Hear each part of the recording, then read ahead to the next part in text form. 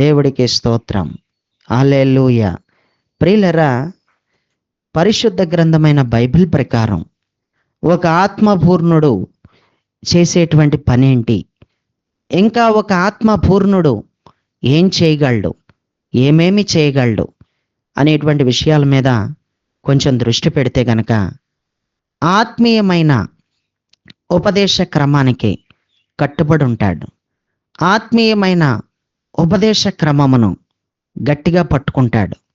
ఆత్మీయమైన సత్యమైన బోధను గట్టిగా పట్టుకుంటాడు అని ఈరోజు నేను మీకు జ్ఞాపకం చేస్తున్నాను.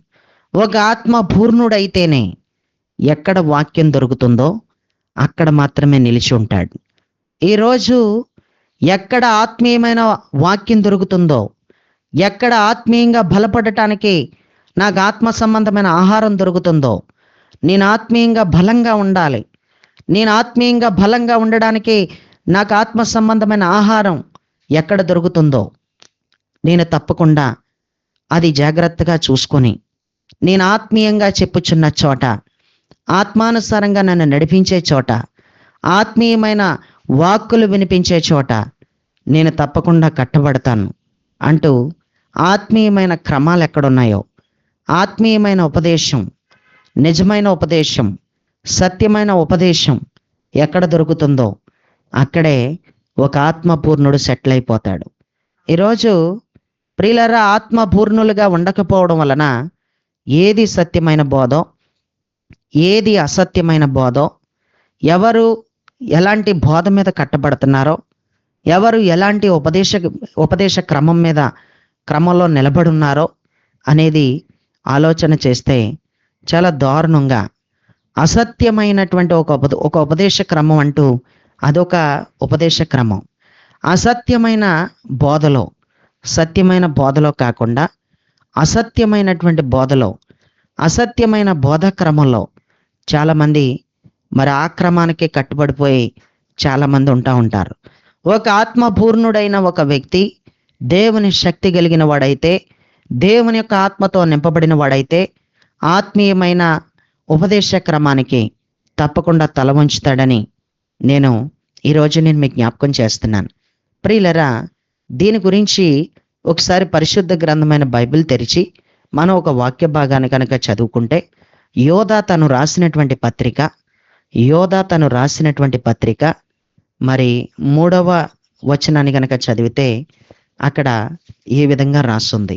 యోధా తను రాసినటువంటి పత్రిక 3వ వచనాన్ని చదివితే, ప్రియులరా, మనకందరికీ కలిగేడు రక్షణను గూర్చి మీకు వ్రాయవలెనని విశేషాసక్తి గలవాడనై ప్రయత్నపడుచుండగా, పరిశుద్ధులకు ఒక్కసారి అప్పగింపబడిన బోధ నిమిత్తం మీరు పోరాడవలెనని మిమ్మల్ని వేడుకొంచు మీకు వ్రాయవలసి వచ్చెను అంటూ చెప్పాడు. చదువుకున్నటువంటి వాక్య భాగంలో పరిశుద్ధులకు ఒక్కసారి అప్పగింపబడిన బోధ నిమిత్తం మీరు పోరాడండి అంటూ ఇక్కడ రాసున్నట్టు మనం చాలా చక్కగా చూస్తా ఉన్నాం. ఒక ఆత్మపూర్ణుడైనటువంటి వ్యక్తి ఎప్పుడైనా సరే పరిశుద్ధులకు ఒక్కసారే అప్పగింపబడిన బోధ ఏంటి, పరిశుద్ధులకు ఒక్కసారే అప్పగింపబడినటువంటి ఉపదేశ క్రమాలేంటి అని బాగా ఎరిగి, ఒక ఆత్మపూర్ణుడు మాత్రమే ఆత్మ సంబంధమైన ఉపదేశ క్రమానికి కట్టుబడి ఉంటాడని, ఆత్మ సంబంధమైన ఉపదేశ క్రమానికి లోబడి ఉంటాడని, పరిశుద్ధులకు ఒక్కసారే అప్పగింపబడిన బోధ నిమిత్తం పోరాడేవాడై ఉంటాడని, అలాంటి బోధ కోసం గట్టిగా ప్రయత్నం చేసేవాడై ఉంటాడని మనం ఈరోజు చాలా చక్కగా ఈ విషయం మీద ధ్యానం చేస్తున్నాం. దేవుడికి స్తోత్రం. ప్రియులరా, దేవుడు క్రీస్తు యేసు ద్వారా, ఆయన శిష్యుల ద్వారా వెల్లడించిన విశ్వాస సత్యం సంపూర్ణమైనది. దానికి ఏమీ కలపకూడదు, దాని నుండి ఏమీ తీయకూడదు. యేసుక్రీస్తు ప్రభువారికి దేవుడు అనుగ్రహించినటువంటి సత్యం ఏదైతే ఉందో ఆ సత్యమునే యేసయ్య తన శిష్యులకి కూడా వెల్లడి చేశాడు. ఉన్న సత్యమంతటినీ కూడా వెల్లడి చేసేశాడు. ఏమైతే వెల్లడి చెయ్యాలో, ఎంత ఉపదేశాన్ని అయితే వెల్లడి చెయ్యాలో అంత ఉపదేశాన్ని ఏం చేశాడంటే వెల్లడి చేసేసాడు. విశ్వాస సత్యం సంపూర్ణమైపోయింది. దానికి ఏమీ ఇంకా కలపకూడదు, ఏమీ తీయకూడదు. ఇంకా ఎక్కడా కూడా మరికొంత సత్యాన్ని ఇంకెక్కడా దేవుడు బయలుపరచడం. ఈ భూమి మీద ఎంత గొప్ప దైవజనుడికైనా మరొక సత్యాన్ని ఇంకేది బయలుపరచడు. బైబిల్ ప్రకారం ఆయన బయలుపరచాలనుకున్న సత్యాన్ని అంతటిని కూడా అపోస్తులకి ఆయన తెలియజేశాడు. ఆయన తన శిష్యులకి ఏ సత్యాన్ని బయలుపరచాలనుకున్నాడో, ఏ సత్యాన్ని దాచుకోకుండా ఉన్న సత్యాన్ని అంతటినీ, ఎంతైతే సత్యం ఉందో అంత సత్యాన్ని ఆయన ఆయన తన శిష్యులకి వెల్లడి చేసేసాడు. ఇంకా ఏ రకమైన కొత్త బోధలు తీసుకొచ్చినా, ఇంకే రకమైనటువంటి క్రొత్త ఉపదేశాలు తీసుకొచ్చినా అది దెయ్యం బోధ అవుతుంది. అది ఏ బోధ అవుతుందంటే అది దెయ్యం బోధ అవుతుంది, అది తప్పుడు బోధ అవుతుంది. ప్రియులరా, పరిశుద్ధ గ్రంథం ప్రకారం బైబిల్లో ఏది కలపకూడదో, ఏది తీయకూడదో అనే మాట చాలా స్పష్టంగా రాసుంది. మీలో ఎవరైనా ఆ వాక్యాన్ని గనక చూడగలిగితే నేను చదువుతాను. ద్వితీయోపదేశకాండం 4వ అధ్యాయం 2వ వచనాన్ని గనక చదువుకుంటే అక్కడ ఇలా రాసుంది. ద్వితీయోపదేశకాండం 4వ అధ్యాయం 2వ వచనం, మీ దేవుడైన యెహోవా ఇచ్చిన ఆజ్ఞలను మీకు ఆజ్ఞాపించుచున్నాను. వాటిని గైకొనుటయందు నేను మీకు ఆజ్ఞాపించిన మాటతో దేనిని కలపకూడదు, దానిలో నుండి దేనిని తీసివేయకూడదు అన్నాడు. ప్రియులరా, మీ దేవుడైన యెహోవా ఇచ్చిన ఆజ్ఞలను మీకు ఆజ్ఞాపిస్తున్నాను. వాటిని గైకొనే విషయంలో నేను మీకు ఆజ్ఞాపించిన మాటలు ఏవైతే ఉంటాయో ఆ మాటలతో దేనిని కలపకూడదు, దాని నుండి దేనిని తీసేయకూడదు అంటూ వెరీ క్లియర్, చాలా స్పష్టంగా చెప్పేశాడు. ఇంకా ఏది కలపకూడదు, ఇంకా ఏరే కొత్త కొత్త ఉపదేశ క్రమాలు ఎవరో తేకూడదు. ఇంకా ఏ దైవజనుడైనా సరే, నాకు పరిశుద్ధాత్ముడు నాకు క్రొత్తగా బయలుపరిచాడు, ఇది సత్యమని ఎవరు చెప్పినా సరే ఇంకా అది దెయ్యం బోధే. ఎందుకంటే ఆయన తన శిష్యులకి ఉన్న సత్యం అంతటినీ కూడా బోధించాడు. ఏ సత్యమైతే ఉందో పరిశుద్ధులకి ఒక్కసారి అప్పగింపబడిపోయింది, ఇంకొక 10 సార్లు అప్పగింపబడదు. ఒకసారి ఒకరికి కొంత, మరొకరికి కొంత సత్యం ఇంకా బయలుపడలేదు. ఆనాడు ఒక్కసారే పరిశుద్ధులకి ఆయన ఒక బోధ అంటూ ఇచ్చాడు. ఆయన ఒక ఉపదేశ క్రమం అంటూ పెట్టేశాడు. దేవుడికి స్తోత్రం. ఈ పరిశుద్ధులకు ఒక్కసారే అప్పగింపబడినటువంటి బోధ క్రమంలో కట్టబడే ఒక వ్యక్తి ఎవరు అంటే ఆత్మపూర్ణుడు. పరిశుద్ధ గ్రంథమైన బైబిల్ ప్రకారం నిశ్చయముగా ప్రియులరా, ఒక సత్యమైనటువంటి బోధ, ఒక్కసారి అప్పగింపబడినటువంటి బోధ ఎక్కడైతే బోధించబడుతుందో అక్కడే మీరందరూ కూడా కట్టబడాలి. అలా మీరు కట్టబడాలంటే కూడా మీరు ఆత్మపూర్ణులై ఉంటేనే, మీరు దేవుని యొక్క ఆత్మ కలిగిన వారై ఉంటేనే, మీరు దేవుని యొక్క ఆత్మశక్తి కలిగిన వారై ఉంటేనే మీరు ఆ బోధా క్రమానికి మీరు కట్టబడి ఉండగలరు. దేవుడికి స్తోత్రం. ఈరోజు ఎంత సత్యమైన బోధ బోధించినా, ఎంత లోతైనటువంటి ఆత్మీయమైన సంగతులు చెబుతున్నా కొంతమందికి విలువేమీ తెలియట్లేదు. అసలు వీళ్ళకి ఎందుకు తెలియడం లేదు, అసలు దేనికి తెలియడం లేదు.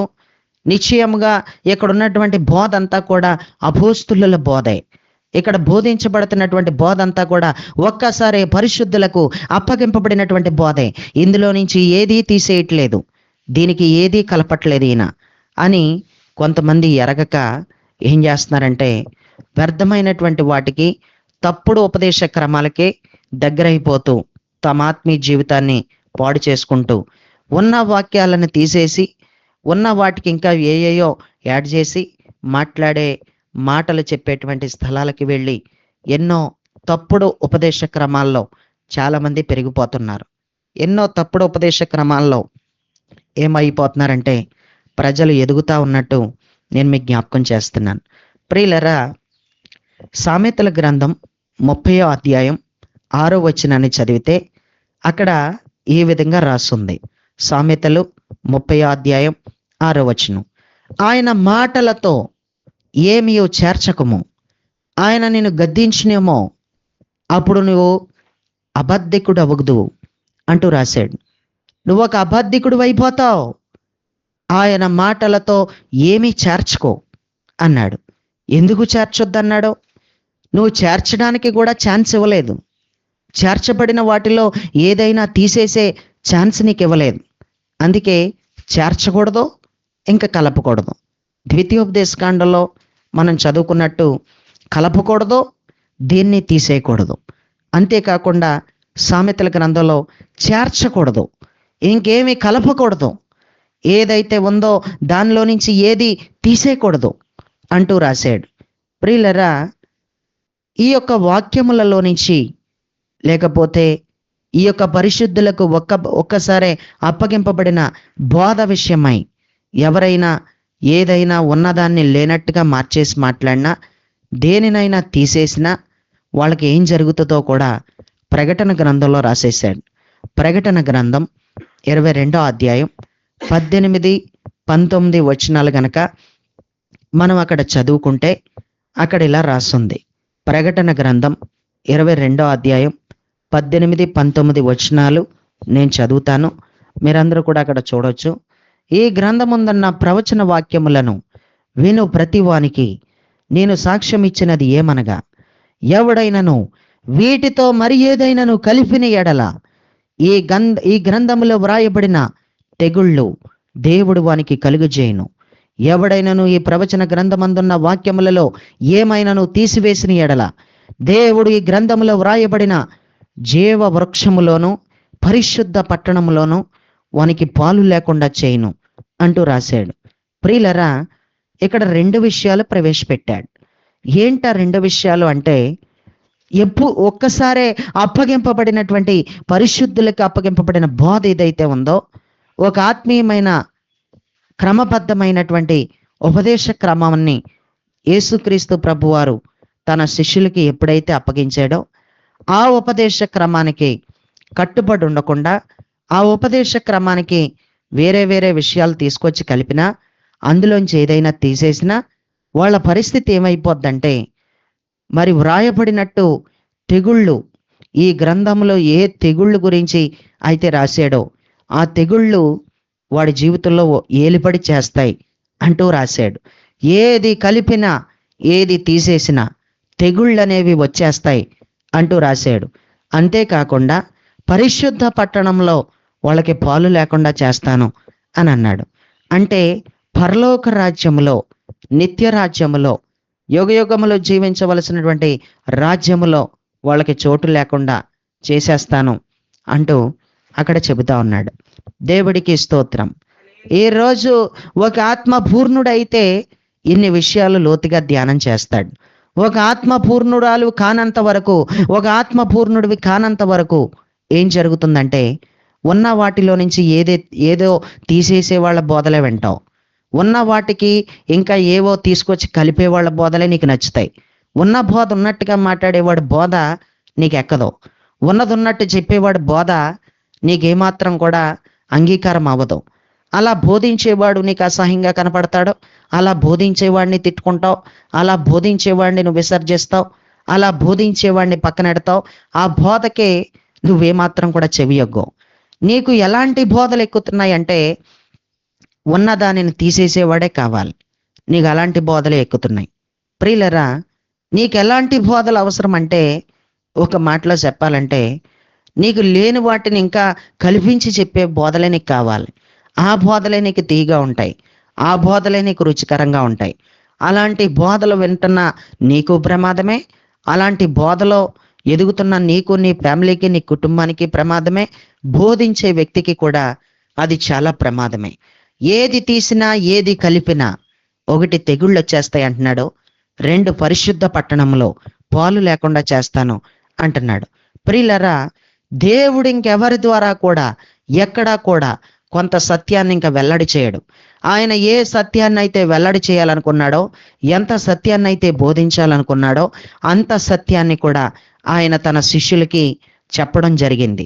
ఎంత సత్యాన్ని అయితే వెల్లడి చేయాలనుకున్నాడో, ఎంత సత్యాన్ని అయితే తీసి బయటికి చెప్పాలనుకున్నాడో, ఎంత సత్యమైతే దాగి ఉందో అంత సత్యమునంతటిని కూడా ఏం చేశాడంటే యేసయ్య నిశ్చయంగా తన శిష్యులకి ఆ బోధని అప్పగించినట్టు, ఆ ఉపదేశ క్రమాన్ని వారికి అప్పగించినట్టుగా మనం చూస్తాం. తప్పుడు సిద్ధాంతాలు, తప్పుడు బోధలు వాక్యానికి విరుద్ధమైనవే గనుక అపోస్తుల బోధా సిద్ధాంతములు ఎలా ఉన్నాయో కూడా బాగా చూసుకోవాలి. అపోస్తుల యొక్క బోధా సిద్ధాంతాలు పరిశుద్ధ గ్రంథం ప్రకారం ఎలా ఉన్నాయి, ఏ విధంగా రాసున్నాయి అనేది కూడా మనం బాగా తెలుసుకోవాలి. ప్రియులరా, అపోస్తులుడైన పౌలు గారు ఎన్నోసార్లు ఈ బోధ గురించి కానీ, అంతేకాకుండా ఈ ఉపదేశ క్రమం గురించి కానీ అనేక విషయాలు చెప్పడం అనేది మనం చూస్తూ ఉన్నాం. ఆయన తిమోతికి కూడా అనేక సార్లు చెప్పినట్టు మనం చూస్తాం. అంతేకాకుండా కొరింథీలో ఉన్నటువంటి సంఘానికి కూడా అపోస్తులుడైన పౌలు అనేక విషయాలు చెప్పినట్టుగా మనం చూస్తాం. ఈ సరైనటువంటి ఉపదేశ క్రమం కోసం ఒక్కసారి అప్పగింపబడిన పరిశుద్ధులకు ఒకసారి అప్పగింపబడిన బోధ ఏదైతే ఉందో ఆ బోధ గురించి అపోస్తులుడైన పౌలు గారు కొరింథీ సంఘానికి చెప్పాడు, అనేక సార్లు తిమోతికి కూడా చెప్పాడు. కొరింథీ సంఘంలో ఉన్నటువంటి వారికి ఏం చెప్పాడో ఆ పత్రికలో ఒకసారి మనం చూస్తే, కొరింథీలకు రాసినటువంటి మొదటి పత్రిక 4వ అధ్యాయం 1వ వచనం. కొరింథీలకు రాసిన మొదటి పత్రిక 4వ అధ్యాయం 1వ వచనం చదివితే ఇలా రాస్తుంది: ఇలాగున క్రీస్తు సేవకులమనియు దేవుని మర్మముల విషయంలో గృహ నిర్వాహకులమనియు ప్రతి మనుష్యుడు మమ్మల్ని భావించండి, మమ్మల్ని భావించవలెను. మేము క్రీస్తు సేవకులం, దేవుని మర్మముల విషయంలో గృహ నిర్వాహకులం. మాకంతా తెలుసు. దేవుడు ఏం చెప్పాడో, యేసు క్రీస్తు ప్రభు వారికి ఏ సత్యం దేవుని ద్వారా వెల్లడయిందో, దేవుడు యేసుక్రీస్తుకి ఇచ్చినటువంటి సత్యమే ఆయన తన శిష్యులకి ఎంత లోతుగా తన సత్యాన్ని అందించాడో, మేము దేవుని గృహ నిర్వాహకులం, దేవుని మర్మముల విషయంలో గృహ నిర్వాహకులం. కాబట్టి ప్రతి మనుష్యుడు మమ్మను భావించాలి. మమ్మల్ని మీరు దేవుని గృహ నిర్వాహకులమని, నిశ్చయముగా సత్యమైన బోధనే మేము బోధిస్తున్నామని మీలో కొంతమంది భావించట్లేదు, మీరు అర్థం చేసుకోవట్లేదు. దయచేసి మీరు మమ్మల్ని భావించండి అంటూ అపోస్తలుడైన పౌలు కొరింథీలో ఉన్న వాళ్ళకి చెప్పాడు. అక్కడతో ఆగిపోకుండా ఆయన తిమోతికి కూడా ఒక పత్రిక రాశాడు. ఆయన 2 పత్రికలు రాశాడు, కానీ ఆయన మొదటి పత్రికలో ఏం చెప్పాడో ఒకసారి చూస్తే, అపోస్తలుడైన పౌలు తిమోతికి రాసినటువంటి మొదటి పత్రిక 6వ అధ్యాయం 20వ వచనాన్ని చదివితే, ఓ తిమోతి, నీకు అప్పగింపబడిన దాన్ని కాపాడి పవిత్రమైన వట్టి మాటలకును జ్ఞానమని అబద్ధముగా చెప్పబడిన విపరీత వాదములకును దూరంగా ఉండు. ఓ తిమోతి అంటూ మాట్లాడి నీకు అప్పగింపబడిన దాన్ని నువ్వు కాపాడు అన్నాడు. ఎవడు కాపాడుతాడు? పరిశుద్ధులకు ఒక్కసారి అప్పగింపబడిన బోధ ఎవడు కాపాడుకుంటాడు? ఆత్మీయమైన ఉపదేశ క్రమానికి, సత్యానికి ఎవడు చెవి ఒగ్గుతాడు? ఎవడు దానిని కాపాడుకుంటాడు? ప్రియులరా, పరిశుద్ధ గ్రంథంలో ఎంత నొక్కి చెప్తున్నాడో, ఎంత గట్టిగా చెప్తున్నాడో, తిమోతి నీకు అప్పగింపబడిన దాన్ని నువ్వు కాపాడాలి. అక్కడ రాశాడు, అపవిత్రమైన ఒట్టి మాటలకు జ్ఞానమని అబద్ధముగా చెప్పబడిన విపరీత వాదములకు నీకెందుకు వచ్చిన గొడవ? నువ్వు దూరంగా ఉండు. ఏదేమైనా దేవుడు తీర్పులో నిలబడతారు. నీవు మాత్రం నీకు అప్పగింపబడిన దాన్ని మాత్రం నువ్వు గట్టిగా పట్టుకోవాలి, నువ్వు దాన్ని కాపాడుకోవాలి. అపవిత్రమైన మాటలే పవిత్రమైన మాటలే ఉండవు. ఈ ఆత్మీయమైన ఉపదేశ క్రమంలో మాత్రం పవిత్రమైన మాటలు ఉంటాయి, కానీ ఆత్మీయమైన ఉపదేశం కానీ ఆ ఉపదేశాలలో అపవిత్రమైన మాటలు ఉంటాయి. అపవిత్రమైన ఒట్టి మాటలు, ఎన్నో ఉత్తు మాటలు చెప్తారు, అవన్నీ కూడా నిజమైన మాటలు కాదు. జ్ఞానం అని అబద్ధంగా చెప్పబడుతున్న మాటలై, ఇదే జ్ఞానం, అసలు జ్ఞానం ఇది అంటూ ఎన్నెన్నో చెబుతూ ఉంటారు. కాబట్టి అలాంటి విపరీతమైన వాదములకు నువ్వు దూరంగా ఉండు అని చెప్పాడు. ప్రియులరా, అక్కడతో ఆగిపోకుండా ఇంకేం చెప్పాడంటే, అదే తిమోతికి అపోస్తలుడైన పౌలు 2వ పత్రిక కూడా రాశాడు. ఆ 2వ పత్రికలో ఈ విధంగా రాస్తుంది. అపోస్తలుడైన పౌలు తిమోతికి రాసిన 2వ పత్రిక 2వ అధ్యాయం 14-15 వచనాలు గనక చదివితే, తిమోతికి రాసిన 2వ పత్రిక 2వ అధ్యాయం 14-15 వచనాలు గనక అక్కడ చదువుకుంటే అక్కడ ఇలా రాస్తుంది: వినువారికి చెరుపుటికే గాని మరి దేనికి పనికిరాని మాటలను గూర్చి వాదం పెట్టుకోవద్దు. ప్రభువు ప్రభువు ఎదుట వారికి సాక్ష్యం ఇచ్చుచు ఈ సంగతులను వారికి జ్ఞాపకం చేయము. దేవుని ఎదుట యోగ్యునిగాను సిగ్గుపడనక్కర్లేని పనివానిగాను సత్యవాక్యమును సరిగ్గా ఉపదేశించు వానిగాను నిన్ను నీవే దేవునికి కనపరుచుకొనటానికి జాగ్రత్త పడు. అసలు నువ్వు ఉన్నది ఉన్నట్టుగానే చెప్పేసి నువ్వు దేవుడికి కనపరుచుకో. నువ్వు ఉపదేశించు ఉపదేశము ఎలా ఉంటుందో జాగ్రత్తగా చూసుకో అంటూ తిమోతికి పరిశుద్ధులకు ఒక్కసారే అప్పగింపబడిన బోధ ఏదైతే ఉందో అదే బోధ కోసం, ఏ బోధ అయితే మరి నిశ్చయంగా సత్యమైన బోధో ఆ బోధ విషయంలో నువ్వు ఉన్నది ఉన్నట్టుగానే మాట్లాడు. సత్యవాక్యమును సరిగ్గా ఉపదేశించు. సత్యవాక్యాన్ని ఉన్నదున్నట్టే చెప్పు. ఏది కలపొద్దు, ఏది తీయొద్దు. ఉన్నదున్నట్టుగానే చెప్పు అంటూ ఉన్నదున్నట్టుగా చెప్పమని, అంతేకాకుండా దేవునికి కనపరుచుకోవడానికి మాత్రమే నువ్వు జాగ్రత్త పడు. మనుషులకి కాదు నువ్వు కనపరచబడేది, మనుషులకి కాదు దేవుడికి మాత్రమే నువ్వు కనపడాలి. మనుషులు నిన్ను ఎన్ని రకాలుగా మాట్లాడుకున్నా అది నీకు అనవసరం. సత్యవాక్యమును సత్య ఉపదేశమును ఆత్మీయమైన ఉపదేశ క్రమమును చెప్పవలసిన విధంగానే చెప్పి ఉన్నదున్నట్టుగానే చెప్పు. ఏది కలపొద్దు, ఏది తీయొద్దు, ఎలాంటి వాదనలు పెట్టుకోవద్దు అంటూ ఎంతో క్లియర్గా చెప్పాడు. ప్రియులరా, బోధించే వ్యక్తి జాగ్రత్తగా ఉండాలి, బోధ వినే వ్యక్తి కూడా జాగ్రత్తగా ఉండాలి. బోధించే వ్యక్తి కూడా ఇక్కడ ఎంతో జాగ్రత్తగానే బోధించాలి. ఉన్నదాన్ని తీసేస్తున్నాడేమో, లేనిదాన్ని కలిపేస్తున్నాడేమో, లేని మాటలు తీసుకొచ్చి దీంట్లో కలుపుతున్నాడేమో, ఇందులో ఉన్న మాటలను తీసేస్తున్నాడేమో. బోధించే వ్యక్తి చాలా జాగ్రత్తగా బోధించాలి, వినే వ్యక్తి చాలా జాగ్రత్తగా వినాలి. వినే వ్యక్తి సరిగ్గా వినకపోయినా, బోధించే వ్యక్తి సరిగ్గా బోధించకపోయినా ఎంతో నష్టం జరుగుతుంది, ఎంతో కష్టం ఎదురవుతుంది, అనేకమైన తెగుళ్ళు వచ్చేస్తాయి. అంతేకాకుండా పరలోక రాజ్యాన్ని కూడా కోల్పోతాడు అని నేను మీకు జ్ఞాపకం చేస్తున్నాను. ప్రియులరా, అపోస్తలుడైన పౌలు గారు తిమోతికి రాసిన 2వ పత్రికలో 1వ అధ్యాయం 14వ వచనంలో ఏం చెప్పాడంటే, అపోస్తలుడైన పౌలు తిమోతికి రాసిన 2వ పత్రిక 1వ అధ్యాయం 14వ వచనంలో ఈ విధంగా చెప్పాడు, నీకు అప్పగింపబడిన ఆ మంచి పదార్థమును మనలో నివసించు పరిశుద్ధాత్మ వలన కాపాడు. మరలా వచ్చింది చూసారా అదే మాట, ఎంత స్పష్టంగా రాసుందో మరలా వచ్చింది ఆ మాట. నీకు అప్పగింపబడిన ఆ మంచి పదార్థం, అది ఒక పదార్థం అన్నాడు. దేవుడిచ్చినటువంటి సత్య ఉపదేశం పదార్థానికి పోల్చబడింది. పరిశుద్ధులకు ఒక్కసారి అప్పగింపబడిన బోధ ఒక మంచి పదార్థానికి పోల్చబడింది. నీకు అప్పగింపబడిన ఆ మంచి పదార్థమును మనలో నివసించు పరిశుద్ధాత్మ వలనే కాపాడుకోవాలి. నీ అంతటా నువ్వేమీ కాపాడుకోలేవు. పరిశుద్ధాత్మ వలన మాత్రమే దానిని కాపాడుకో. పరిశుద్ధాత్ముడు ఒక వ్యక్తి జీవితంలో ఎప్పుడైతే ఉంటాడో ఆ పరిశుద్ధాత్మ సహాయంతోనే కొన్ని కాపాడుకోగలం. అందులో ఒకటి ఏమిటంటే, మరి ఇక్కడ రాయబడి ఉన్న మాట ప్రకారం మంచి పదార్థాన్ని, ఒక మంచి పదార్థాన్ని ఎవరు కాపాడుకోగలరంటే పరిశుద్ధాత్మ చేత నింపబడిన వాళ్ళు.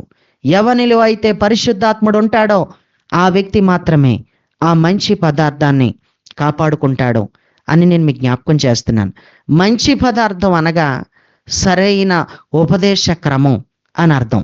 మంచి పదార్థం అంటే ఆత్మీయమైన సత్యవాక్యం, ఆత్మీయమైన సత్యమైన ఉపదేశ క్రమం అని నేను మీకు జ్ఞాపకం చేస్తున్నాను. కాబట్టి మంచి పదార్థాలు పెట్టే చోట ఎవరు ఉండరు.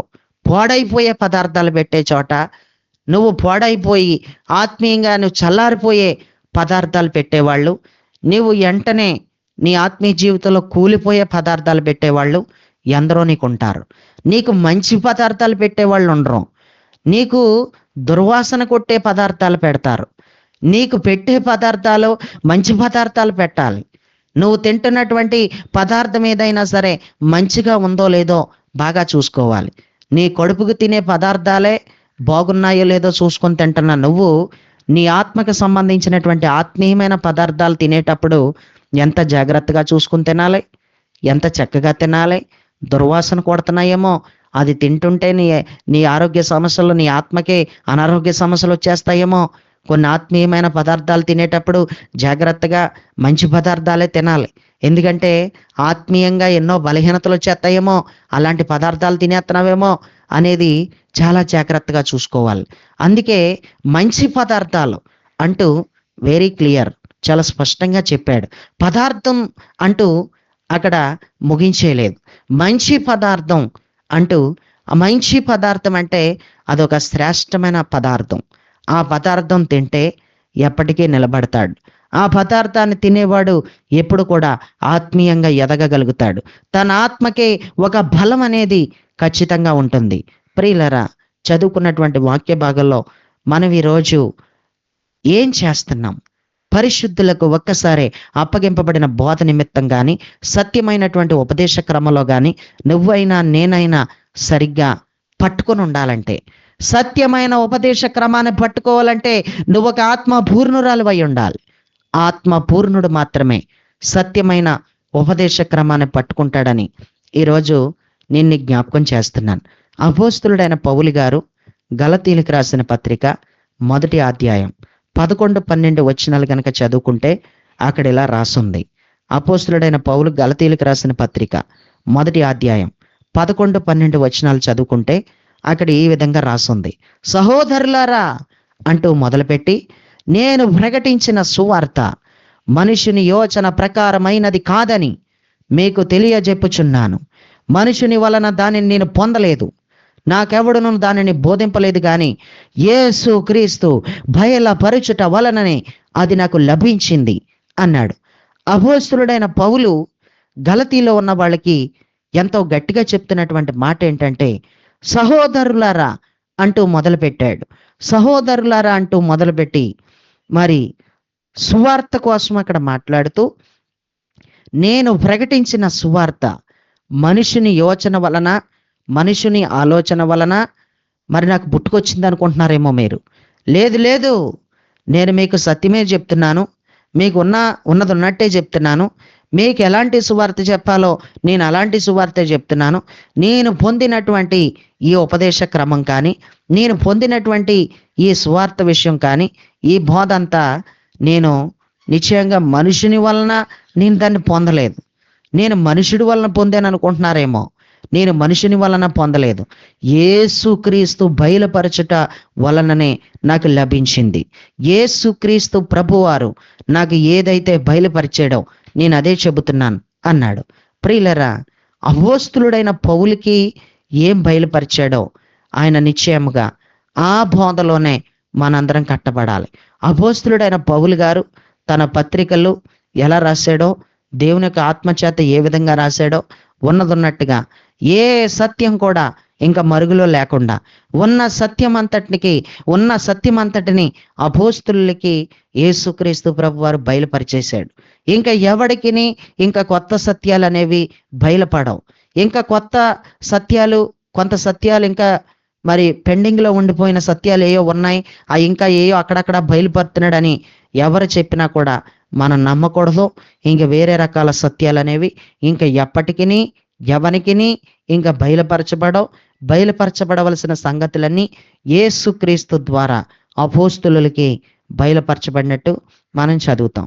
కాబట్టి మనుషుని వలన నేను ఏదీ పొందలేదు, నేను దేవుని వలన మాత్రమే పొందాను అంటూ క్లియర్గా పౌలు గారు చెప్పినట్టు మనం చూస్తాం.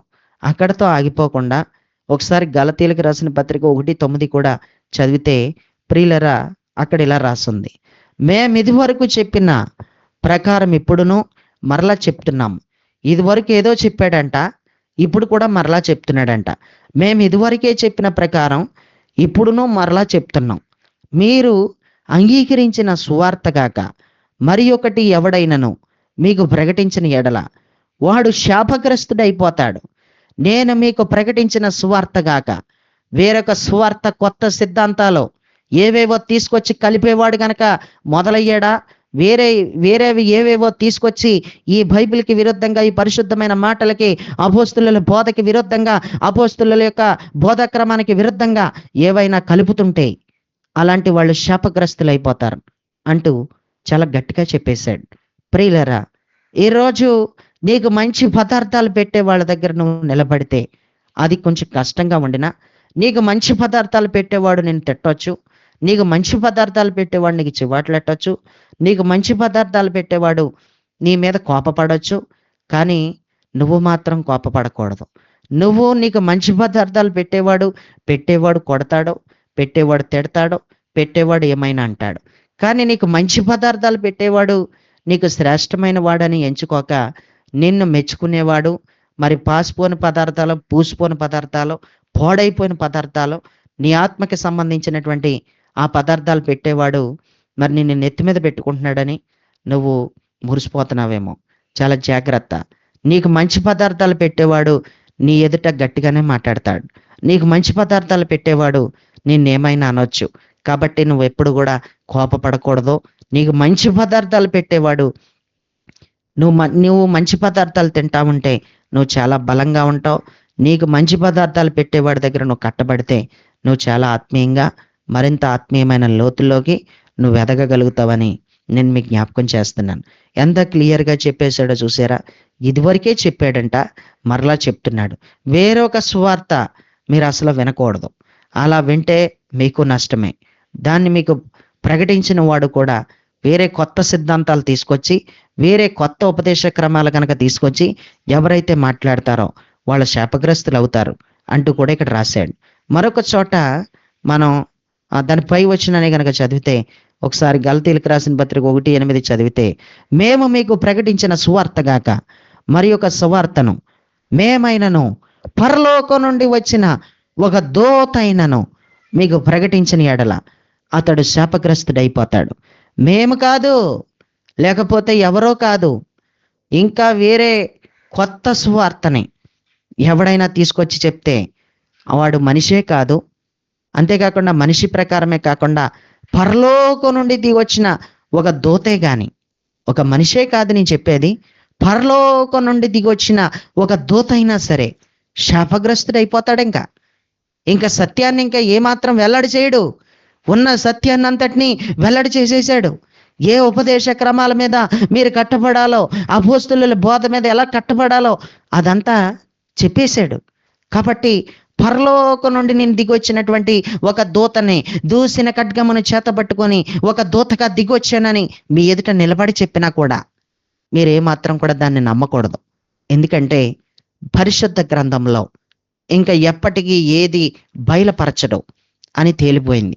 కాబట్టి పరలోకం నుండి వచ్చిన దూత అని దూత మాటలు వినేశారు గాక, నేను పరలోకం నుండి దిగొచ్చాను అని చెప్పొచ్చు. ఏ దూత అయినా ఒకవేళ పరలోకం నుండి దిగొచ్చినా కూడా మీరు ఏమాత్రం కూడా నమ్మొద్దు. అలా పరలోకం నుండి దిగొచ్చి వేరే క్రొత్త సిద్ధాంతాలు, క్రొత్త ఉపదేశాలు ఎవరు బోధించినా వాళ్ళు శాపగ్రస్తులు అవుతారు అంటూ అక్కడ మరలా చెప్పాడు. ప్రియులరా, అపోస్తులుడైన పౌలు గారికి పరిశుద్ధాత్మ ద్వారా ఆయనకి ఇవ్వబడినటువంటి ఉపదేశం ఎంత బాగుంటుందో ఒకసారి మనం చదువుకుంటే గనక, కొరింథీయులకు రాసినటువంటి మొదటి పత్రిక 15వ అధ్యాయం 1-4 వచనాలు మీరు చదువుకున్నప్పుడు అక్కడ ఎంతో స్పష్టంగా కొన్ని మాటలు కనపడతాయి. మొదట నాకు ఇవ్వబడిన ఉపదేశమును మొదట మీకు అప్పగించాను. మొదట నాకు ఇవ్వబడిన ఉపదేశమే అది. చూసారా ఏమంటున్నాడో? మొదట నాకు ఇవ్వబడిన ఉపదేశం అది. మొదట నాకు ఇవ్వబడిన ఉపదేశమును మరి నేను మీకు కూడా అప్పగించాను. అదేంటో తెలుసా? అసలు శిశులైన ఉపదేశం ఏమనుకుంటున్నారు? అసలు శిశులైన ఉపదేశ క్రమం ఏంటనుకుంటున్నారు? ఇది అసలు శిశులైన ఉపదేశ క్రమం అంటూ అక్కడ ఏం చెప్పాడంటే, లేఖనముల ప్రకారం క్రీస్తు మన పాపముల నిమిత్తం చనిపోయాడు, క్రీస్తు మన పాపముల నిమిత్తం మృతి పొందాడు, క్రీస్తు మన పాపముల నిమిత్తం చనిపోలేదు అని ఎవడైనా కొత్త సిద్ధాంతాలు తీసుకొచ్చాడంటే, క్రొత్త ఉపదేశ క్రమాలను తీసుకొచ్చాడంటే, ఉన్నదాన్ని తీసి మాట్లాడాడంటే వాడు శాపగ్రస్తుడు అవుతాడు. వాడికి తెగుళ్ళు వచ్చి పడతాయి. వాడు పరలోక రాజ్యంలో పాలు పంపులు లేవు, పరలోక రాజ్యాన్ని కోల్పోతాడు అంటూ చాలా క్లియర్గా చెప్పాడు. ఎంత మంచి మాట చెప్పాడో. ప్రియులరా, మొదట నాకు ఇయ్యబడిన ఉపదేశం మొదట నేను మీకే అప్పగించాను. ఈ ఉపదేశం మీద మీరు నిలబడండి. ఎందరో చెడగొట్టే వాళ్ళు మొదలవుతారు. ఎందరో పాడు చేసేవాళ్ళు మొదలవుతారు. ఎంతో క్రూరత్వంతో ఎంతో మంది వస్తారు. మీ మధ్యకి ఎంతో మంది తోడేళ్ళు వస్తాయి. ఎంతో మంది తోడేళ్ళు అబద్ధ బోధలు తీసుకొచ్చి, చెడిపోయిన పదార్థాలు తీసుకొచ్చి, పాడైపోయిన పదార్థాలు తీసుకొచ్చి మీకు పెడతా ఉంటారు. చాలా జాగ్రత్త అంటూ లేఖనముల ప్రకారం క్రీస్తు మన పాపముల నిమిత్తం ఆయన చనిపోయాడు, ఆయన మృతి పొందాడు అన్నాడు. అంతేకాకుండా సమాధి కూడా చేయబడ్డాడు. సమాధి చేయబడలేదు ఆయన. సమాధి చేయబడలేదు కాబట్టే ఆయన బ్రతికాడు అని చెప్తున్నారు. ఆయన సమాధి చేయబడేటంత విధంగా నిజంగా చనిపోలేదు. చనిపోతే, సమాధి చేయబడిపోతే ఎలా లెగుస్తాడు అని కొంతమంది మాట్లాడతారు. ఆయన పూర్తిగా చనిపోయి ఉండడం అని ఎంతోమంది తప్పుడు బోధలు చెప్పేవాళ్ళు ఉంటారు. జాగ్రత్త.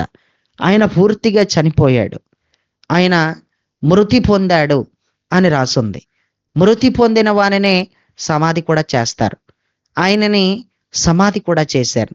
ప్రియులరా, ఆయనని సమాధి చేసేటప్పుడు కూడా ఆ సమాధి చుట్టూ సుమారుగా 16 మంది సైనికుల్ని కూడా మరి రోమా గవర్నమెంట్ నిలబెట్టినట్టుగా మనం చూస్తాం. ఒక రోమా గవర్నమెంట్ సీలు కూడా సమాధికి వేయబడినట్టుగా మనం చూస్తాం. నిశ్చయముగా యెరూషలేములో ఒక పెద్ద భూకంపం కలిగినప్పుడు నిశ్చయముగా అనేక మంది మరి అక్కడ స్పృహ తప్పి కింద పడిపోయినట్టు, అంతేకాకుండా సమాధి మీద ఉండిన రాయి అది ప్రక్కకి దొర్లించబడి ఉన్నట్టు ఎంతో క్లియర్గా మనం చదువుతాం. దేవుడికి స్తోత్రం. పూర్తిగా ఇక్కడ మనకు అర్థమవుతుంది యేసు చనిపోయాడు అని, ఆయన సమాధి చేయబడ్డాడు అని అక్కడ మనకు అర్థమవుతుంది. అంతేకాకుండా లేఖనముల ప్రకారం 3వ దినమున లేపబడ్డాడు. 3వ దినమున ఆయన లేపబడ్డాడో అని కూడా మనకి స్పష్టంగా అర్థమవుతుంది. 3వ దినమున లేపబడ్డం ఏంటి, అసలు చనిపోలేదని మేము చెబుతుంటే అని కొంతమంది ఎన్నో రకాల తప్పుడు ఉపదేశ క్రమాల్లోకి ప్రజల్ని నడిపించే వాళ్ళు ఉంటారు. అందుకు మరి చాలా జాగ్రత్తగా మనందరం కూడా ఉండాలని ఇక్కడ తెలియజేస్తా ఉన్నాడు. నువ్వు నిజమైన ఆత్మపూర్ణుడు అయితే, నువ్వు నిజమైన ఆత్మపూర్ణురాలు అయితే సత్యమైన వాక్య ఉపదేశ క్రమానికి తల వంచుతావు. సత్యమైన వాక్య ఉపదేశ క్రమానికి నువ్వు చెవి యొగ్గుతావు. సత్యమైన వాక్య ఉపదేశ క్రమాన్ని నువ్వు గట్టిగా పట్టుకుంటావు. పరిశుద్ధులకు ఒక్కసారి అప్పగింపబడిన బోధ ఏదైతే ఉందో ఆ బోధని గట్టిగా పట్టుకుంటాం. అపోస్తులుడైన పౌలుకే కానీ, యూదులకు అపోస్తులైనటువంటి యేసుక్రీస్తు ప్రభు వారి శిష్యులే కానీ, అన్యజనులకి అపోస్తులుడైనటువంటి మరి పౌలు గారు కానీ మనం చూడగలిగితే వీరికి నిశ్చయముగా ప్రియులరా దేవుని ద్వారా బయలుపడినటువంటి సత్యం అంతా కూడా ఎంత సత్యం వెల్లడవ్వాలో అంత సత్యాన్ని, ఎంత ఉపదేశ క్రమం వెల్లడవ్వాలో అంత ఉపదేశ క్రమాన్ని అంతటినీ కూడా ఏం చేశాడంటే దేవుడు బయలుపరిచేశాడు. అందుకే ఇక్కడ ఎంతో స్పష్టంగా ఈరోజు ఈ ఉపదేశ క్రమం మీద అందరం కూడా కట్టబడాలి. ఈ ఉపదేశ క్రమాన్ని అనుసరించి ఇంకా లోతైనటువంటి ఆత్మీయమైన సంగతులలోనికి మనందరం కూడా వెళ్ళి పూర్తిగా ధ్యానం చేసి మనందరం కూడా ఆత్మీయమైన ఉపదేశ క్రమాలని మరింత లోతుగా ధ్యానం చేసి దానిలో కట్టబడే వ్యక్తులంగా ఉండాలంటే మనం పూర్తిగా ఆత్మపూర్ణులమైతేనే మనం అలా చేయగలం. అపోస్తులుడైన పౌలు గారికండి దేవుడు ఎన్నెన్నో బయలుపరిచాడు. ఎంత బయలుపరచాలనుకున్నాడో, ఎన్ని సత్యాలు బయలుపరచాలనుకున్నాడో అన్ని రకాల సత్యాలు అపోస్తులుడైన పౌలు గారికి బయలుపరిచేశాడు. అందుకే అపోస్తులుడైన పౌలు గారు ఏమన్నాడంటే ఒకసారి, నాకు ఏదైతే ప్రయోజనకరమైంది నాకు అప్పగించబడిందో దాన్ని ఏది కూడా నేను దాచుకోకుండా చెబుతాను. నేను అది ఇంటెంటా చెప్తాను, ఏ విధంగానైనా చెబుతాను అని అన్నాడు. అపోస్తుల కార్యాల గ్రంథం 20వ అధ్యాయం 20వ వచనాన్ని చదివితే, అపోస్తుల కార్యాలు 20:20 చదివితే, మరియు ప్రయోజనకరమైనది ఏదియు దాచుకొనక బహిరంగముగాను ఇంటెంటను మీకు తెలియజేయచు బోధించుచు వచ్చాను అన్నాడు. చాలా జాగ్రత్త. నేను ఎన్ని శ్రమలు పడ్డానో, నిన్ను ఎన్ని బాధలు పడ్డానో అంటూ తన బాధలు కూడా చెబుతూ ఉంటాడు. అక్కడ ఉన్నటువంటి వాళ్ళందరికీ చాలా గట్టిగా చెప్పి, మీరు ఇక మీదట నా ముఖం చూడరు. నేను మీ యొద్ద నుండి వెళ్ళిపోగానే క్రూరమైన తోడేళ్లు మీ మధ్యలోకి వచ్చి ప్రవేశిస్తాయి. ప్రవేశించినప్పుడు మీరు చాలా జాగ్రత్తగా ఉండాలి. ప్రయోజనకరమైంది ఏదైతే మీకోసం ఎన్ని పాటలు పడి శ్రమలు పడి ఏది దాచుకోకుండా అన్నీ చెప్పాను. మంచి ఉపదేశ క్రమాన్ని చెడగొట్టి వేరే తప్పుడు ఉపదేశ క్రమంలోకి తీసుకుని వెళ్ళిపోయే వాళ్ళు ఎందరో వస్తారు. చాలా జాగ్రత్తగా ఉండండి. నేను వెళ్ళిపోయిన వెంటనే క్రూరమైన తోడేళ్ళు మీ మధ్యలోకి ప్రవేశిస్తాయి అంటూ అపోస్తులుడైన పౌలు అక్కడి నుంచి వెళ్ళిపోయే ముందర కొంతమంది సంఘ పెద్దల ఎదుటను, కొంతమంది సహోదరుల ఎదుటను ఈ మాటలు గట్టిగా చెబుతున్నట్టు మనం చూస్తా ఉన్నాం. ఆయన చెప్పినటువంటి మాటల్లో ఎంతో బాధగా, మరి ఎంతో ఆత్మీయమైన పదాలతో కొన్ని ప్రాముఖ్యమైన మాటలు వాడినట్టు మనం చూస్తాం. ప్రయోజనకరమైందంతా చెప్పాను. నేను ఏదైనా దాచుకున్నాను అనుకున్నారేమో. నేనేది దాచుకోను. ఇదిగో అపోస్తులుడైన పౌలు ఏంటి మరి ఇలా చెప్పాడు, పౌలు గారు ఏంటి ఇలా చెప్పాడు, ఇలా చెప్పాడేటైనా అని మీరు వేరేలాగా అనుకోవద్దు. నేను ఏదైనా దాచుకున్నాను అనుకుంటున్నారేమో. క్రూరమైన తోడేళ్ళు వచ్చినప్పుడు ఏ కొత్త సిద్ధాంతాలు తీసుకొస్తారో ఈ సిద్ధాంతాలు ఏంటి మరి పౌలు గారు ఎందుకు చెప్పలేదు అనుకుంటారేమో మీరు. ప్రయోజనకరమైనది అసలు ఏది దాచుకోలేదు. నేను ఏదైతే ఉపదేశ క్రమాన్ని పొందానో, ఏదైతే నాకు అప్పగింపబడిందో, ఏదైతే ప్రభు వలన నేను పొందుకున్నానో, యేసుక్రీస్తు నాకు ఏదైతే బయలుపరిచాడో అదంతా కూడా నేను మరుగు చేయక ప్రయోజనకరమైంది అంతా కూడా నేను ఇంక చెప్పేస్తున్నాను. మీ మధ్యలోకి ఎవరొచ్చి ఎలా ఏ విధమైన మాటల చేత మిమ్మల్ని పాడు చేయాలనుకున్నా మీరు నమ్మవద్దు. ఈ ఒక వాక్యానికి, ఈ ఒక వాక్య క్రమానికి, మీరు యొక్క ఆత్మీయమైన ఉపదేశ క్రమాల్లోంచి మీరు బయటికి వెళ్ళిపోవద్దు. మీరు కాపాడుకోండి ఉపదేశ క్రమాన్ని. ఈ ఉపదేశ క్రమంలోనే కట్టబడి ఉండండి. ఈ ఉపదేశ క్రమాన్ని మీరు గట్టిగా పట్టుకోండి అన్నట్టు ఎంతో చక్కగా చెప్పాడు. అక్కడితో ఆగిపోకుండా ప్రియులరా ఇంకొక మంచి మాట కూడా వాడాడు. అపోస్తల కార్యాలు 20వ అధ్యాయం 27వ వచనాన్ని చదివితే అక్కడ ఈ విధంగా రాసుంది. దేవుని సంకల్పం అంతయు మీకు తెలుపకుండా నేనేమీ దాచుకోలేదు. దేవుని సంకల్పం అంతా చెప్పేశాను. దేవుడు ద్వారా ఏదైతే పొందానో, యేసుక్రీస్తు నాకు ఏదైతే బయలుపరిచాడో అదంతా కూడా, నాకు ఏది బయలుపడిందో అదంతా చెప్పేశాను. నేను ఏది దాచుకోవట్లేదు అంటూ క్లియర్గా చెప్పాడు. దేవుడికి స్తోత్రం. ప్రియులరా, ఇప్పుడు మనం అందరం కూడా ఏం చెయ్యాలి? ఏ బోధని గట్టిగా పట్టుకోవాలి? ఏ ఉపదేశ క్రమాన్ని మనం గట్టిగా పట్టుకోవాలి? ఏ ఉపదేశాన్ని గట్టిగా పట్టుకుంటే నువ్వు ఆత్మీయురాలు, నువ్వు ఏ ఉపదేశ క్రమాన్ని గట్టిగా పట్టుకుంటే నువ్వు ఆత్మపూర్ణుడివి అనేది బాగా ఆలోచించుకోవాలి. అపోస్తుల యొక్క బోధలోను, అపోస్తులకు అప్పగింపబడిన ఉపదేశ క్రమాలని నువ్వు గట్టిగా పట్టుకుంటేనే నువ్వు ఆత్మపూర్ణుడివి. ఒక ఆత్మపూర్ణుడు ఏం చేయగలుగుతాడంటే, అపోస్తులకి యేసుక్రీస్తు ప్రభువారు అపోస్తులుడైన పౌలుకి కానీ, ఆయన శిష్యులైనటువంటి అపోస్తులకి కానీ ఆయన ఏదైతే బయలుపరిచాడో, ఆయన ఏదైతే సత్యాన్ని వెల్లడి చేశాడో, వాళ్ళు ఏ సత్యాన్ని అయితే బయట పెట్టారో ఆ సత్యంలోనే మనందరం కూడా కట్టబడి ఉండాలని, ఆ సత్యంలోనే నిలబడి ఉండాలని, ఆ మంచి పదార్థాలనే, మనకి ఆత్మకి సంబంధించిన ఆ మంచి పదార్థాలనే మనం భుజించాలని మరి వాళ్ళు కోరుకున్నారు. దేవుడికి స్తోత్రం. దేవుడు కూడా కోరుకున్నది అదే. మనందరం కూడా సత్యమైనటువంటి వాక్య ఉపదేశ క్రమానికే లోబడి కట్టబడి ఉండాలని యేసుక్రీస్తు ప్రభు వారు కూడా కోరుకున్నది కూడా అదే. ప్రియులరా, అక్కడ మనం ఒకసారి చదివితే కనుక ఎఫెసీయులకు రాసిన పత్రిక 2వ అధ్యాయం 20వ వచనాన్ని చదివితే, ఎఫెసీయులకు రాసిన పత్రిక 2:20 చదివితే, క్రీస్తు యేసే ముఖ్యమైన మూలరాయి అయి ఉండగా అపోస్తులులను ప్రవక్తలను వేసిన పునాది మీద మీరు కట్టబడి ఉన్నారు అన్నాడు. క్రీస్తు యేసేనంట ముఖ్యమైన మూలరాయి.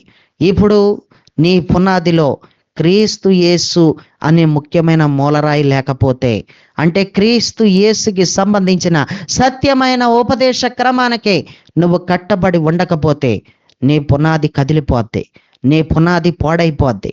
నీ పునాదిలో క్రీస్తు యేసు అను ముఖ్యమైన మూలరాయి ఉందా లేదా అనేది మనం బాగా చూసుకోవాలి. కొరింథీయులకు రాసినటువంటి మొదటి పత్రిక 3వ అధ్యాయం 10-11 వచనాలు చదివితే, కొరింథీయులకు రాసిన మొదటి పత్రిక 3వ అధ్యాయం 10-11 వచనాలు చదువుకుంటే, దేవుడు నాకు అనుగ్రహించిన కృప చొప్పున నేను నేర్పరి అయిన శిల్పకారుని వలె పునాది వేసి తిని, మరి ఒకడు దాని మీద కట్టుచున్నాడు. ప్రతివాడు దాని మీద ఎలాగ కట్టుచున్నాడో జాగ్రత్తగా చూచుకొనవలెను. వేయబడినది తప్ప మరి ఒక పునాది ఎవడును వేయనేరడు. నీకు ఉన్నటువంటి ఈ పునాది ఇప్పుడు ఏ పునాది మీద అయితే నువ్వు కట్టబడుతున్నావో, అసలు అపోస్తులుడైన పౌలు వేసినటువంటి పునాదేనా? అసలు నువ్వు కట్టుకున్న పునాది, అసలు నీవు ఏ పునాది మీద కట్టబడుతున్నావో ఆ పునాది నిజంగానే యేసు క్రీస్తు అను ముఖ్యమైన మూలరాయి, క్రీస్తు యేసు అను ముఖ్యమైన మూలరాయి నీ పునాదిలో ఉందా లేదా అనేది నువ్వు బాగా చూసుకోవాలి. ప్రియులరా, మన పునాదిలో తప్పుడు సిద్ధాంతాలు ఉండవు. మన పునాదిలో తప్పుడు సిద్ధాంతాలు ఉండకూడదు. మన పునాది నిశ్చయముగా అపోస్తులుడైన పౌలు వేసినటువంటి పునాది. అపోస్తులుడైన పౌలు ఏ పునాది అయితే వేసాడో ఆ పునాది మీద మనందరం కూడా కట్టబడుతున్నాం. నీ పునాదిలో ఎందుకే క్రీస్తు యేసు అనే ముఖ్యమైన మూలరాయి ఉందా? క్రీస్తు యేసు అనే ముఖ్యమైన మూలరాయి, పునాది రాళ్లలో ఒక రాయి, ముఖ్యమైన మూలరాయి మెయిన్ ఉందో లేదో అనేది బాగా చూసుకోవాలి. నీ పునాదిలో క్రీస్తు యేసు అను ముఖ్యమైన మూలరాయి ఖచ్చితంగా ఉండుంటే నువ్వు సత్యమైన ఉపదేశ క్రమానికి ఖచ్చితంగా నువ్వు కట్టబడి ఉంటున్నట్టే. నీ పునాదిలో క్రీస్తు యేసు అను ముఖ్యమైన మూలరాయి ఉంటే గనక నీవు విన్న ఉపదేశం సరైన ఉపదేశమే. నీవు కట్టబడుతున్నటువంటి ఉపదేశం నిశ్చయముగా యేసుక్రీస్తు అపోస్తులకి బయలుపరిచినటువంటి ఉపదేశమే. యేసుక్రీస్తు సత్యమును తన శిష్యులైనటువంటి వారికి, అపోస్తులకి ఆయన అప్పగించాడో ఆ సత్యం మీద నువ్వు కట్టబడుతున్నట్టే అని నేను మీకు జ్ఞాపకం చేస్తున్నాను. దేవుడికి స్తోత్రం. ప్రియులరా, క్రీస్తు యేసే ముఖ్యమైన మూలరాయి అయి ఉంటుండగా అపోస్తులు ప్రవక్తలు వేసిన పునాది మీద మీరు కట్టబడుతున్నారు అని అన్నాడు. ఇద్దరు కలిసి పునాది వేసినట్టు మనకి కనపడుతుంది. అంతేకాకుండా రాబోయేటువంటి ఈ తరము నిశ్చయంగా మన తరానికి పౌలు కూడా పునాది వేశాడు. పౌలుకి ముందర అపోస్తులు ప్రవక్తలు కూడా ఏం వేశారంట? పునాది వేశారు. అపోస్తులు ప్రవక్తలు కలిసి ఒక పునాది వేసినట్టు కనపడుతుంది. రాబోయే తరానికి అపోస్తులుడైన పౌలు గారు కూడా, అంటే మన తరానికి అపోస్తులుడైన పౌలు కూడా పునాది వేశాడు అని రాస్తుంది. అపోస్తులుడైన పౌలు వేసినటువంటి పునాదిలో కూడా ప్రాముఖ్యమైన రాళ్లే ఉన్నాయి. అది యేసు క్రీస్తు వారికి బయలుపరిచిన ఆ రాళ్లే ఉన్నాయి. యేసు క్రీస్తు వారికి బోధించిన ఉపదేశ క్రమాలే ఆ పునాది రాళ్లుగా అక్కడ పెట్టినట్టుగా మనం చూస్తా ఉన్నాం. ఇద్దరు కలిసి, అపోస్తులుడైన పౌలు కంటే ముందర ఇద్దరు కలిసి పునాది వేశారంట. వాళ్ళ అపోస్తులు ప్రవక్తలు.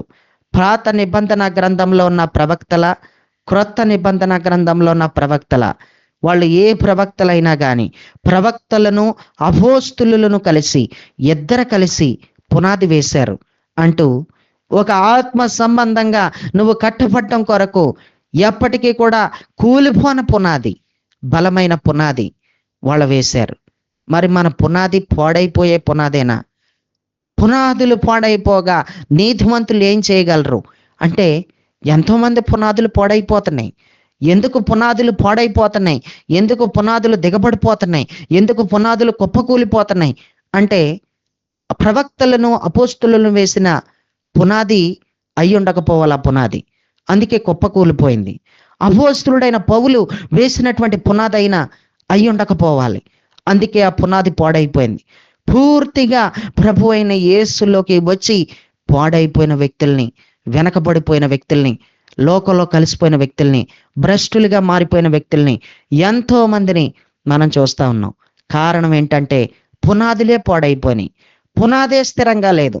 పునాది ఎందుకు స్థిరం లేదంటే వాళ్ళు వేరే పునాదుల మీద కట్టబడిపోయారు. వేరే తప్పుడు సిద్ధాంతాలు వినేశారు. వేరే తప్పుడు ఉపదేశ క్రమాలకే కట్టుబడిపోయాడు. పరిశుద్ధులకు ఒక్కసారి అప్పగింపబడిన బోధ నిమిత్తం వాళ్ళ కట్టబడలేదు.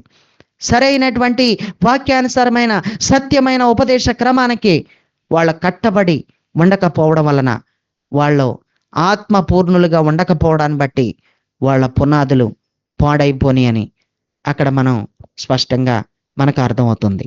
దేవుడికి స్తోత్రం. ప్రియులరా, ఒకసారి మీరు ఆలోచించండి. నువ్వు ఆత్మపూర్ణుడివేనా? నువ్వు ఆత్మపూర్ణురాలువేనా? అసలు నీకేం కావాలి? నీకు పాడైపోయే పదార్థాలు పెట్టేవాళ్ళు కావాలా? నీకు మంచి పదార్థాలు పెట్టేవాళ్ళు కావాలా? అసలు నీ ఆత్మకి ఎలాంటి ఆహారం పెడితే నీకు మంచిదో, నీకు ఏ ఆహారం పెడితే నువ్వు లోతుల్లోకి వెళ్ళగలుగుతావో, నీ ఆత్మకి ఏ ఆహారం పెడితే నువ్వు ఆత్మీయంగా ఎదగగలుగుతావో, నీకు మంచి పదార్థాలు పెట్టేవాడు కావాలా? నీకు పాడైపోయే పదార్థాలు పెట్టేవాడు కావాలా? నీకు శ్రేష్టమైన తాజా పదార్థాలు పెట్టేవాడు కావాలా? అంటే నీ హెల్త్, నీ ఆరోగ్యం, ఆత్మ సంబంధంగా నీ ఆత్మ బాగుండే పదార్థాలు పెట్టేవాడు కావాలా? నీ ఆత్మ పాడైపోయి నరకంలోకి పంపించేటువంటి పదార్థాలు పెట్టేవాడు కావాలా? అసలు నీకు ఏ పదార్థాలు పెట్టేవాడు కావాలి? అసలు నువ్వు ఏ పదార్థాలు తింటున్నావు? అసలు నువ్వు ఏ ఉపదేశ క్రమం మీద కట్టబడుతున్నావు? నువ్వు ఆత్మ పూర్ణురాలు అయితే సరైనటువంటి వాక్య ఉపదేశ క్రమం మీద మంచి పదార్థాలు తింటూ మంచి ఉపదేశ క్రమం మీదే నువ్వు కట్టబడి ఉంటావని ఈరోజు నీకు జ్ఞాపకం చేస్తున్నాను. కాబట్టి ఈ మాటలను బట్టి నీకేం అర్థమైందో నాకు తెలియదు, కానీ నేను ముగిస్తున్నాను. ప్రియులరా, ఒకసారి బాగా ఆలోచించు. ఆత్మీయంగా నిన్ను ఎవరు కడుతున్నారో, నిన్ను ఆత్మీయంగా మంచి పదార్థాలు పెట్టి పోషించే వ్యక్తిని నువ్వు ఎప్పటికీ వదులుకోకూడదు. అలా వదులుకుంటే నీకే నష్టం జరుగుతుంది. నీకు ఎంత మంచి పదార్థాలు పెడుతున్నామో ఆ మంచి పదార్థాల విలువ నీకు ఎప్పుడు తెలుస్తుందంటే, నీకు పాడైపోయే పదార్థాలు పెట్టే వ్యక్తి నీ జీవితంలో ఎంటర్ అయినప్పుడు, పాడైపోయే పదార్థాలు, నీ ఆత్మకి పాడైపోయే పదార్థాలు, తప్పుడు సిద్ధాంతాలు బోధించి తప్పుడు క్రమాల్లోకి నడిపించేటువంటి వ్యక్తులు, అసలు పరిశుద్ధాత్మే లేదు, అసలు భాషలే లేవు, కృపావరాలే లేవు, అద్భుతాలే లేవు, ఏమీ లేవు అనేటువంటి పాడైపోయే పదార్థాలు పెట్టేవాళ్లే నీకు ఎదురైనప్పుడు నీ జీవితంలో అప్పుడు మంచి పదార్థాలు పెట్టేవాడు విలువేటో అప్పుడే తెలుసుకుంటావు. కాబట్టి అప్పుడు తెలుసుకున్నా ఇక నీకు మంచి పదార్థాలు పెట్టే వ్యక్తి నీకు దొరకకపోవచ్చు, దేవుడు నీకు ఆయనను నీకు ఇవ్వకపోవచ్చు. కాబట్టి నీకు మంచి పదార్థాలు, నీ ఆత్మకి సంబంధించినటువంటి ఆత్మీయమైన ఆహారమును, మంచి పదార్థాలు పెట్టే వ్యక్తిని ఎప్పటికీ నువ్వు కోల్పోకుండా, నీకు ఉన్నది ఉన్నట్టుగా వాక్యాన్ని చెప్పే వ్యక్తే నీకు కావాలి. నీకు అంతకు మించిన వ్యక్తి ఇంకెవరో? నీకు ఉన్నదన్నట్టుగా చెప్పే వ్యక్తి కావాలి. ఉన్నదన్నట్టుగా మాట్లాడి నిన్ను ఆత్మీయంగా కట్టగలిగే వ్యక్తి నీకు కావాలి. నువ్వు ఒక ఆత్మపూర్ణుడు అయితే, నువ్వు ఒక ఆత్మపూర్ణురాలు అయితే, ఈ రోజు నీకేం అర్థమైందని నాకు తెలియదు, కానీ సత్యమైన ఉపదేశ క్రమానికి నువ్వు కట్టబడి ఉంటావు. అసలు నీ పునాది ఏ పునాది? నువ్వు ఏ పునాది మీద కట్టబడుతున్నావు? నీ పునాది పగిలిపోయే పునాదా, విడిపోయే పునాదా, కుప్పకూలిపోయే పునాదా? అసలు అపోస్తులు, ప్రవక్తలు వేసిన పునాదేనా? నిశ్చయముగా మరి పౌలు వేసినటువంటి పునాది మీద నువ్వు కట్టబడుతున్నావా? అసలు నీ పునాది ఏ పునాది? అసలు నీ పునాది ఇప్పుడు పాడైపోయిన పునాదా? నీ పునాది బాగుపడిన పునాదా? అసలు నీ పునాదిలో క్రీస్తు యేసు అని ముఖ్యమైన మూలరాయి ఉందా?